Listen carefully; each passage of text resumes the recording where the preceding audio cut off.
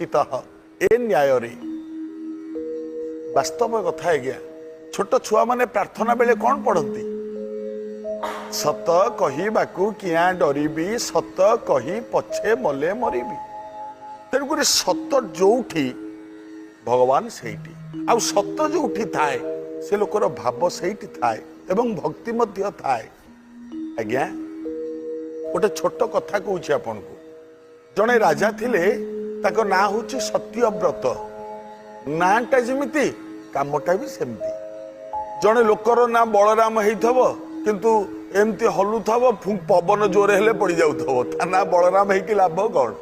है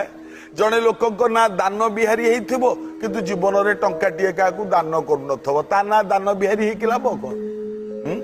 नाई जनक ना पद्मनयन हेइथिबो किंतु देखिला बेलू सी अंध लाभ कौन से नाम रे किंतु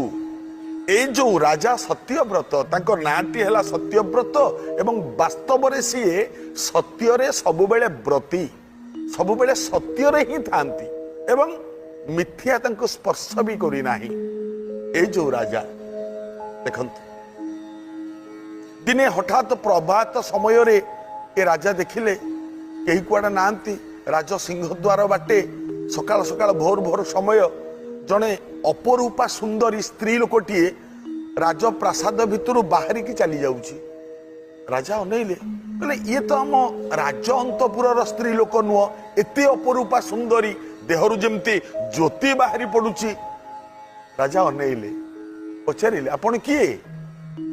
कोड जाउचंदी आपण कोन आम अंतपुर लोक ए स्त्री लोकटी कहिला ए अपरूपा सुंदरी स्त्री लोक कहिला हे राजन मते आपण चिन्ही नाहंती किंतु मु आपणक पाखरे आपणक घरे अनेक दिन हैला थिली